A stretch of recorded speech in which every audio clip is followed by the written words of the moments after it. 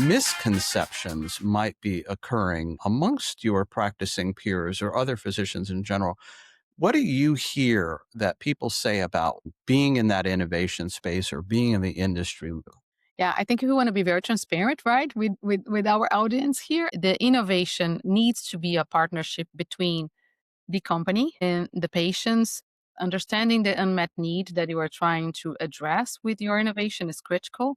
I think they use people like me and my team, right, to be translators, to understand what kind of solution can we bring to the table and collectively create something that can meet those two goals, right? Do the right thing for the patients while you are actually meeting your commercial targets. 911, what's your emergency?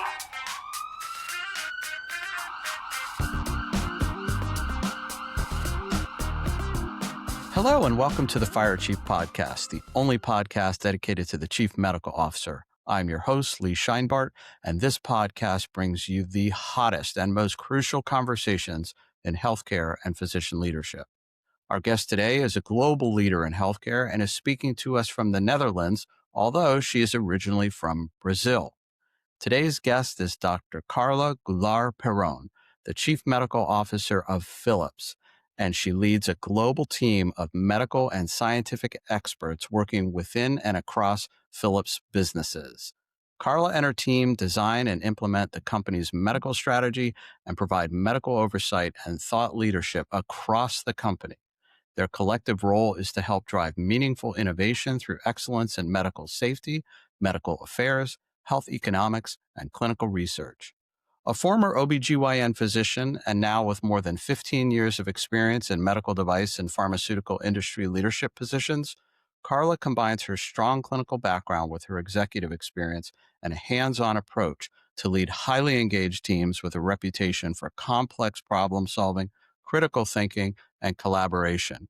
And if you know Carla, then you know that everywhere she goes, she brings a particular passion about innovation to her work in order to improve access to care. Carla, welcome to the Fire Chief Podcast. So honored to have you on the show. Thank you, Lee. It's an honor to be here participating of this conversation. Lovely. Wonderful.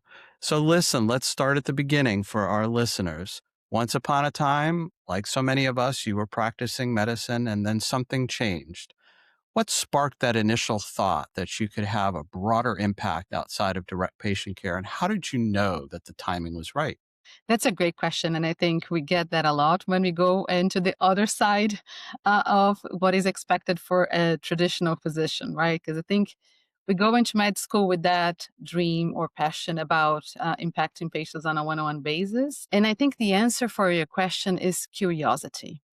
I didn't plan for it. At the place that I was doing my residency on OBGYN, at that time, they were running the HPV vaccine trial in Brazil.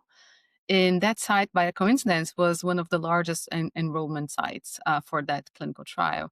And that's when I learned, oh, that's interesting. That's how companies that are developing technology, products, drugs, devices, which I didn't know much about at that time, are actually engaging with the healthcare professionals. So I started learning a little bit more about that project. I ended up being a clinical trial coordinator for the project, start consulting, and then I realized, okay, if this vaccine ends being a success, this will reach so many women in so many different places that my impact will be much bigger than what I can handle on a daily basis, right? Seeing patients on a one-on-one.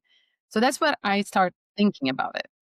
But as you said, making a decision of leaving that very comfortable place that you are seeing your patients, you are the one in power of making decisions. You know what to do. You know how to measure the impact. To kind of transition, it was a journey, right? It took me about 10 years doing both, consulting to the pharmaceutical industry in Brazil while I was building my private practice, until I got to a point that I realized, okay, I'm probably not doing any of those things as good as I would like to. Plus, I got married, I had 2 kids. So I was also trying to manage all those things. So I ended kind of say, I just need to give it a chance. And I transitioned with that mindset, I'm going to still keep my clinical practice every 2 weeks to keep my skills, to be in the OR doing surgery, which I was very passionate about. And if things doesn't work well, I will be able to go back. And then I quickly realized I'm not going back. I can do a very good job here. I can influence others. And that's how I made the decision and transition officially and never went back. There are several compelling parts of that story that I want to comment on. The first is the HPV vaccine that you're referring to. As a practicing oncologist, that was a game changer for us to believe that something could be done to alter the prevalence and incidence of cervical cancer and ultimately oral cancer as well. And I think that to hear your story about the light bulb that went off in your mind, how large of an impact something so simply elegant as a vaccine to a virus could shape the lives of so many people. So I certainly understand that impact. I also want to pick up on your notion of it wasn't so much timing, it was that moral compass that you felt saying, look, I could do a pretty good job half of the time over here and a pretty good job half of the time over here, but I could do a really good job if I put all my energy into one role. And that's what I heard. And it was less about timing. We all have busy lives and we all get to a place where there's a lot of things we're juggling. But it feels like and I've heard this from other chief medical officers, I just can't do half a job half as well. I have to do one job really well. And I'm wondering, does that make sense as I share that with you? It does, absolutely. It resonates a lot, right? And I think that same approach was used for me to make peace with myself and leave completely the clinical practice because I got to a point that I was thinking, what am I doing being in the OR, once a month or twice a month? My skills are not the same. I'm not doing any favor to those patients, right? I don't feel as confident, so I need to bring someone to help me on those procedures. I am better using my time and impacting more and doing better if I use my medical knowledge in the industry. And I think that's really how I shift my mindset. And I have no regrets. I miss deeply the OR time and that environment. But I truly believe that that's the right place to be, right? Where I can make a bigger impact. Yeah. And we talked about that before. And I share that with you that I too miss clinical practice, but the moral clarity of saying, if I'm not doing it all day, every day in the OR, I'm not going to be as good as the next person who you should be seeing and who should be taking care of you. So we're of the similar mind when it comes to these types of decisions. So let's talk about impact now. So now you are in a place where that impact is very different than being in the OR or in the examination room. So what does impact look like to you now? And how do you compare that to that one-on-one impact that they used to have? Yeah, that's another great question because I think impact can have different meanings, right? So when I was on the process of joining Philips, one of the things that I was looking at was the mission, right? So impact with care, better care for more people. That's really part of the Philips statement. And it's not only statement, right? The company is really committed to serve more patients in underserved communities and in different areas and offer better care for more people. And this is what this role is about. It's less about you impacting directly a patient, but it's you enabling, right? Enabling other physicians that are part of my team at this point to support safe and effective products in the new product development cycle, to make sure that we not only think about the innovation in isolation, but also the healthcare environment and how we're going to be able to offer something that is cost effective. It's another thing that is very deep and close to my heart because I think products are only effective if we can actually use them on the patients that deserves. And I think HPV vaccine is really a great example going back. That first spark on the on that clinical trial happened more than 20 years ago, right? And we still have places where the vaccine is not fully available or areas on countries and in places where it's not fully available and cervical cancers are still killing people that could be prevented with the vaccine. So this is what impact means for me. It's no longer that ability of seeing that one patient being very successful in the journey of being healthy, but it's enabling other clinicians, engineers, drug developers to get products out there and ensuring that they can be available on the patients, independent where they are. Yes, absolutely. So listen, as we're reflecting on our past careers, both of us, you and I, right? It's very personal why we choose to become a physician, why we stay at the clinical bedside. And of course, we're talking about making these career changes. And those career changes are very, very, very personal. So as you have lived in this new space, if you will, and you realize the impact that you have, are there any particular moments or stories that you could share with our listeners about something that occurred on your watch, basically, where you said, this is why I did this. This is my new form of impact. Are there any stories that come to mind? Yeah, there are a few, right? So, but I'll start back there when I was early stage of my career, still serving a Brazilian company, which was one of the largest pharmaceutical companies in Brazil. And they had a very, let's say, old legacy portfolio with products that were not very well established.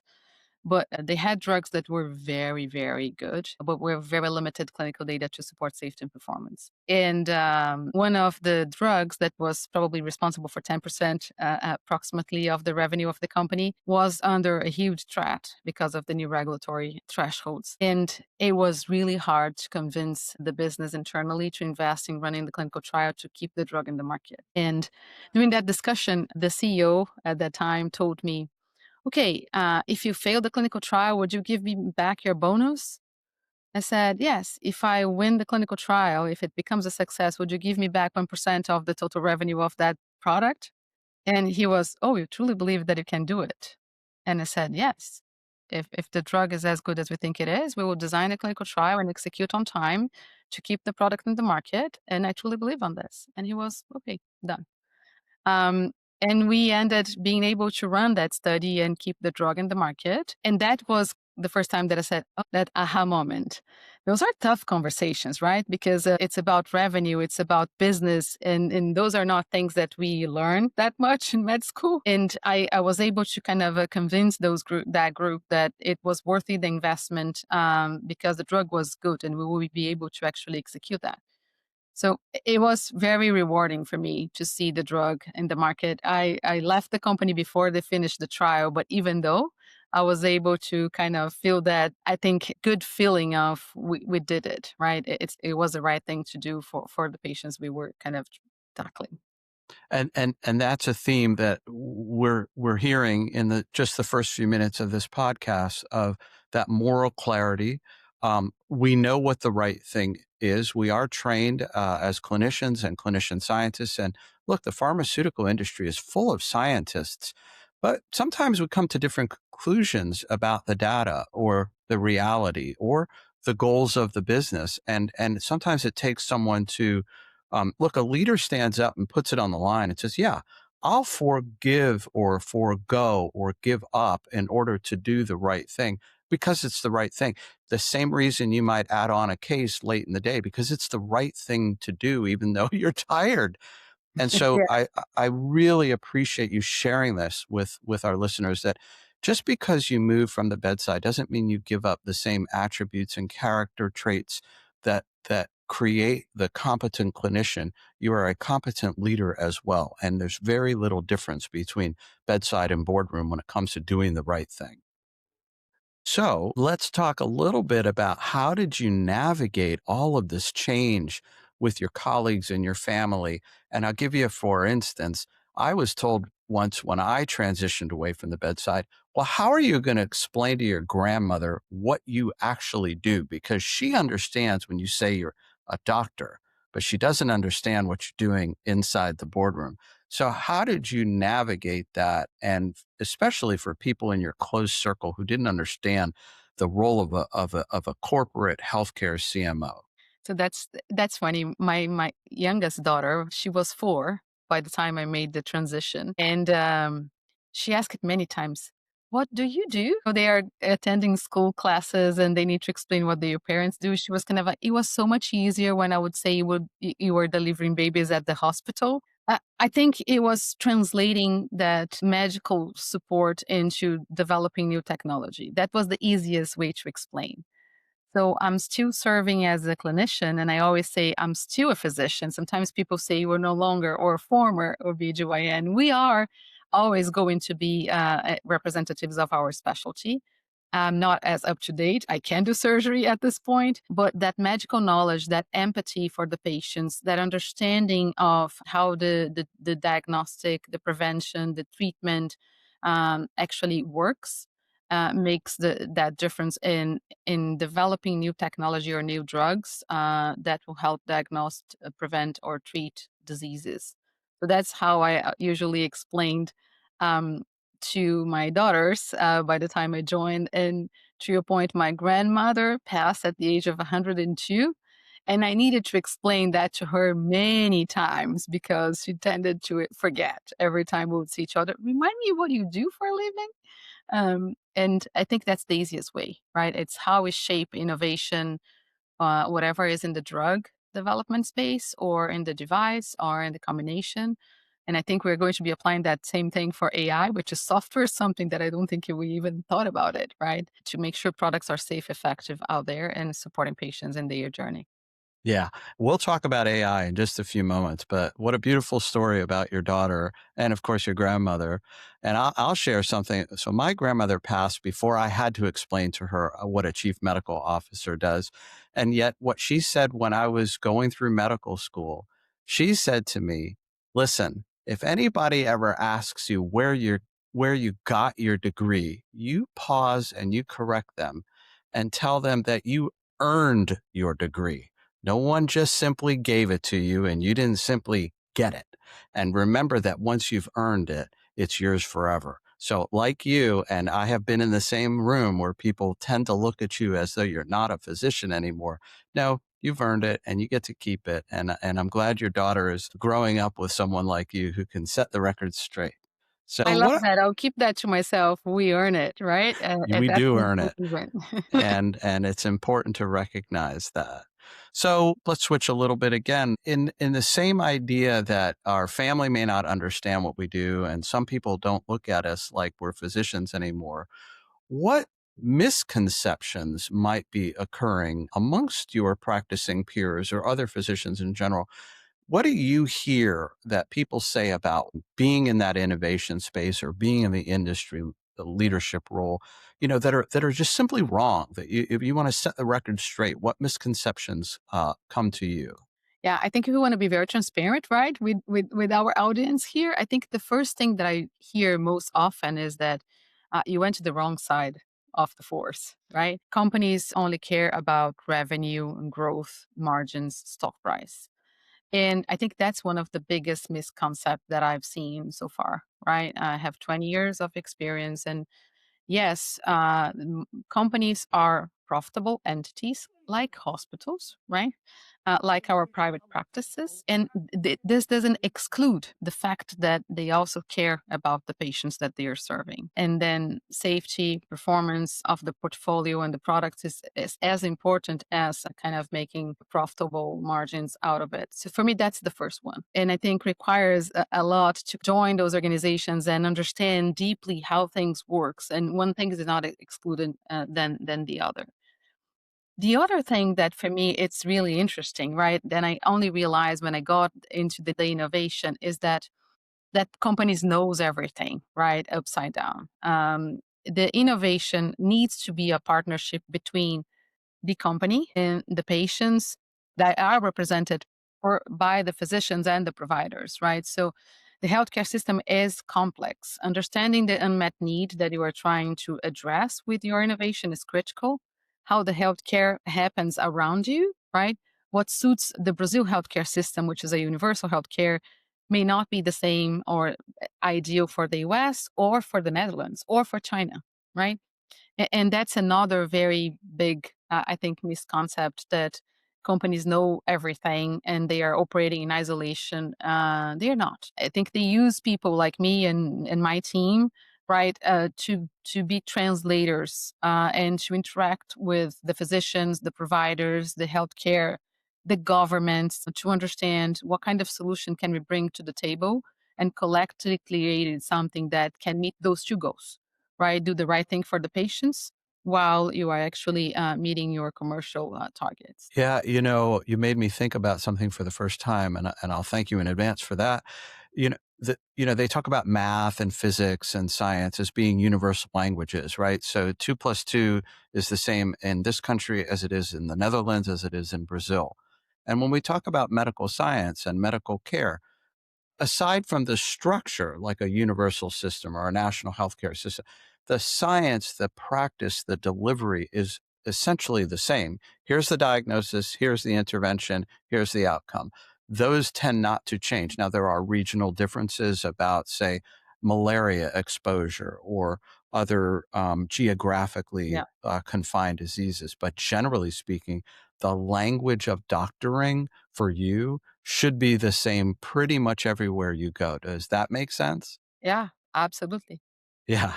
So we're going to have probably a wide variety of emerging physician leaders from across the world listening because we know we've expanded our audience. And they've been training for years to become competent clinicians. And some of them are very hungry to learn about leadership. What skills from the bedside translate much easier for you into the corporate leadership? Which ones required reinvention, or what new ones have you had to learn? So tell us about some of these leadership skills that you have. Yeah, a little bit about my journey, maybe just to help the folks that are listening to us today, right? So I think empathy is something that we learn as we earn our degree, right? Being in the patient's shoes, understanding how things work and what is the best for that specific case. It's something that we ended learning naturally, and I think that helps a lot. The other thing that we don't have an option, it's decision-making process, right? Most of the time, it's you and the patient, and you own that seat of making the decision and explaining why this is the best decision. We also work under a huge pressure, right? And we know that. I remember when I was thinking about transitioning, I was saying, okay, here I work sometimes 24/7, right? Or 24 hours or 12 hours break. Oh, well, at least at the industry, I'll have the weekends, right? And I can plan accordingly, which sometimes it's true, sometimes not. But I think managing time, managing pressure, making decision quickly, those things are things that transition very quickly. Where I believe that we need to be honest with ourselves in order to be attractive. Most of the positions that are posted at where companies are hiring physicians, they are posted at the senior manager, director level. So you enter that environment without the opportunity to learn from the beginning, right? You have never been an intern in a company.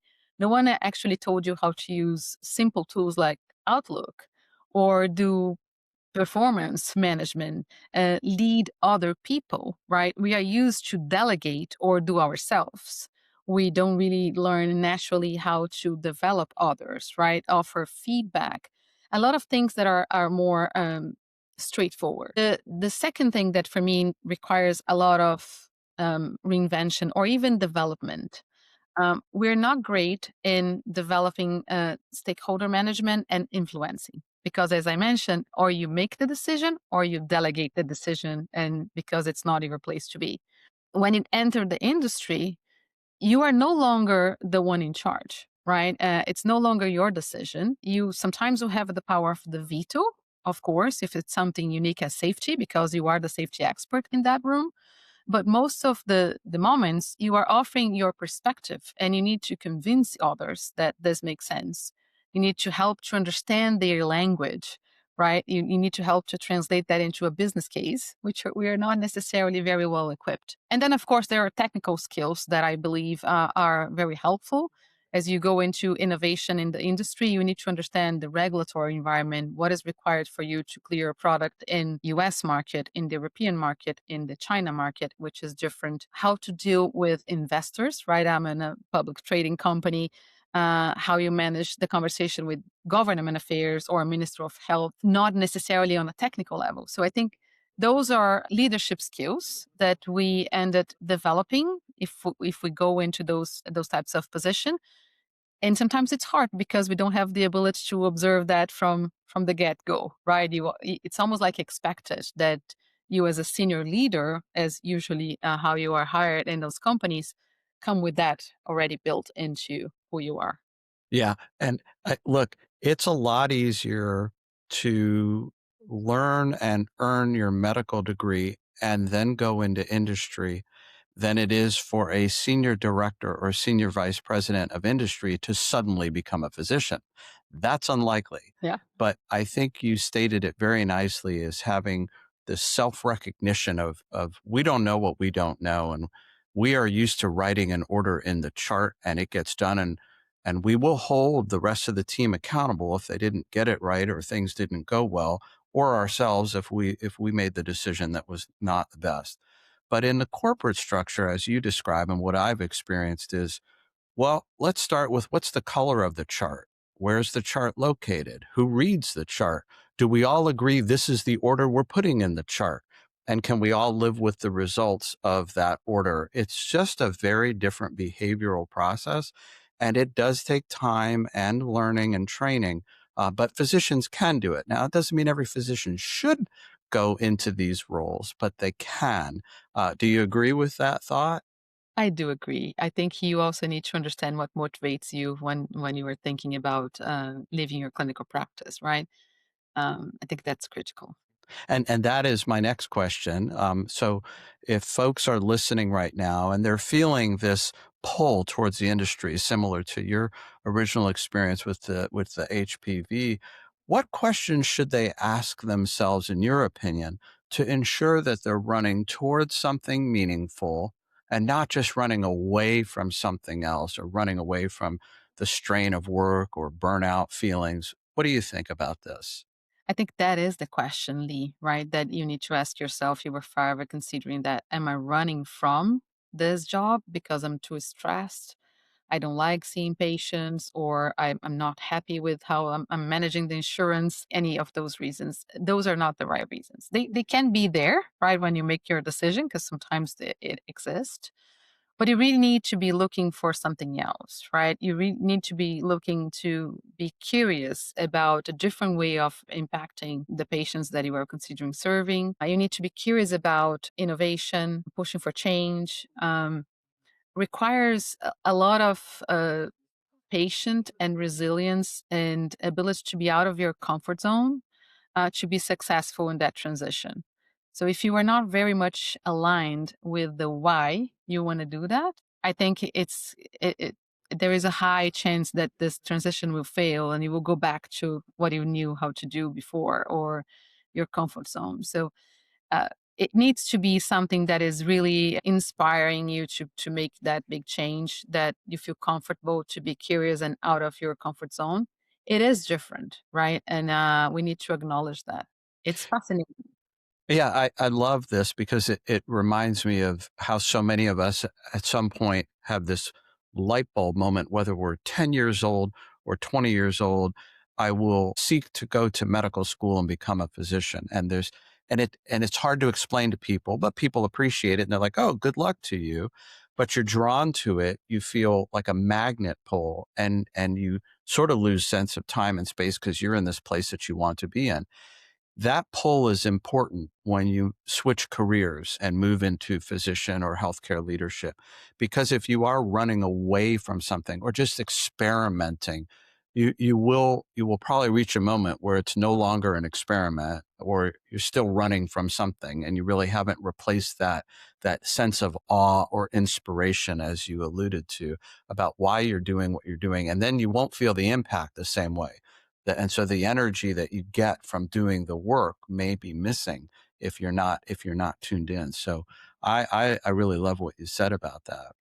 Well, let's talk about the hottest topic on just about every healthcare podcast there is, which is AI. And you brought it up earlier, and I do want to hear your thoughts on this. So as you look ahead and you work with your teams, how do you see medical technology and AI transforming patient care over the next decade, whether it's within your company or more broadly, and how that will shape the future? I'll tackle that in two pieces, right? The first one is really about the companies and how do I believe AI will be incorporated in product. In two aspects of it. The first one is how we develop technology or drug, right? Drug development, device development, software development, because a lot of what we do today is software as a medical device. And I think AI is going to transform how we do that. We're already seeing it, right? Mm-hmm. So ability to kind of potentially design a virtual clinical trial that shows failure mode or which one of those drugs or those devices has better success. Stratifying patient population, understanding really the unmet need in a deeper way, because today I think we're in a narrow space of precision medicine and what that means, how you actually process the amount of data required for you to create something that is really precise for that patient. So I think AI will be used internally to develop technology and will definitely be part of the products in the future, right? Especially in the medical devices space. Today, close to 50, 60% of all the devices approved by the FDA have some level of AI or automation incorporated to it. In my view, today more in the automation space, by removing some tasks that are not as critical and kind of making the workflow for the users better. But we are starting to see slowly AI moving into helping clinical decision making, eventually giving some guidance for physicians, or even taking over some specific tasks or activities, right? We have already AI out there that is actually reading normal X-ray better than residents, right? And we are seeing AI really reducing time for procedure execution, getting reports automated, you name it. So I think that's going to be a reality, right? How and how fast? I personally believe that we are going to kind of be part of that journey, right? I hear all kinds of things. I'm sure you see the same. Oh, AI is going to come and reduce 50% of, the workforce. I think that's just us trying to predict the future, and we don't know that yet. But that this is be part of the revolution, absolutely. The other piece that for me it's very personal to my heart, and one of the reasons I think I'm always kind of convinced that I need to keep going and partnering with the industry, with nonprofit. It's how we can use AI to improve access to healthcare, right? As an OBGYN physician, Brazilian, 10 years in the US, 2 years in the Netherlands, I definitely have a global footprint around my career. It's unbelievable the amount of disparity that we still see out there, right? We touch base quickly on the cervical cancer, depending of where you were born, will define if you may suffer from that disease, right? Or you get prevention from vaccine, how early this could be detected, what kind of treatment you have, and ultimately what kind of the outcome you will be potentially impacted for. So I believe technology and AI will help us to kind of build a bridge and remove that disparity. Hopefully, maybe I'm a dreamer, but I think starting from the difference between female and male, I'm a very passionate about women's health and how big is the gap and access to care for female. And we sometimes think about this in low income countries like Brazil or Africa, but it's happening under our nose in the US and Europe as we speak, right? And I think by using technology like AI, algorithms, wearables, digital solutions, integrating those platforms, creating interoperability, we will enable to put the patients in a place where they are no longer being that inert voice. They will be able to kind of look for their own ability to get prevention, treatment, that early diagnostic. So I do truly believe that AI will revolutionize the way we are doing healthcare, and I think it's much needed because the way we are operating today is we all know it's not sustainable, and the world is struggling, generally speaking, on offering health for people. There's what, 8, 9 billion people on the planet. Let me be the one out of that 9 billion to say, yes, you should have dreams. I love your dreams. Leaders need dreams to carry out the vision of what they're talking about. And I haven't thought much about AI and access. And it's certainly in this country, there's a big discussion about access. It's happening from the highest levels of governments all the way down to every small community in Montana and Wyoming, Yeah. where access is critically important. And, there are some folks who will state that, listen, not everybody has an iPhone or can use a wearable or can access technology. And that is true. But by and large, and I'll bet you'll support this, in in developing countries, people have access to a mobile device. And it's now so widespread that it's just a matter of helping them use that tool for daily commerce or transportation the same way they would use it to access care. And access is also an affordability issue, because if they don't get that proper upfront, like an HPV vaccine, they may suffer the consequences years later. So if we can provide early intervention through access, we're going to really help people downstream. We may not see it in our lifetime, but we'll see it generationally. So I love your dream, and this conversation has been nothing but fantastic, opening up my mind. Any last thoughts or words for our listeners, many of whom think about physician leadership? They want to get into different spaces. So I'll give you the last commentary, please. Yeah, I mean, if I want to, I am a dreamer and I love what I do. And I do believe that we need to love what we do and do what we love, because that's what we offer the best to people around us. So my maybe message will be curious, right? Be courageous, think out of the box. And for me, what worked very well was being intentional. When I decided to join the industry, I started voicing it. I got a job, then I moved from one company to another. And I got to a point that I was kind of, okay, I really want to be closer to innovation. So I need to get out of Brazil, unfortunately, because innovation, still most of it is in the US and in Europe. So I was very intentional that, hey, I want an opportunity to be closer to the R&D organization. And moved my family to the US, and had an amazing opportunity to kind of be part of meaningful innovation. And now I'm in the Netherlands, continuing that journey. So for me, it is about doing what you love, making sure that you keep that curiosity, and you really, really keep that voice of the patient. Because I loved what you said, right? We earn that medical degree and we have an oath, right? We are always going to be representing what is better for the patients. And I think that is unique to us as physicians, and we can make a big difference in how we shape healthcare in the future if we go into that journey. Do what you love and love what you do. That is a great, great way to wrap this show up. Thank you so much for being with us today, Carla. It has been fantastic. You have been listening to the Fire Chief Podcast, the only podcast dedicated to the Chief Medical Officer. Do you want to learn more about what it is like to be a CMO, how to become a CMO that can have a worldwide impact? Connect with me, but more importantly, connect with Dr. Carla Goulart Peron. Check her out on LinkedIn, check out our website, check out the Philips website. And as most of you know by now, I love talking with CMOs from all over the world. So get out there, get worldwide, and be a chief. But whatever you do, in the words of Sergeant Phil Esterhaus, remember, let's be careful out there.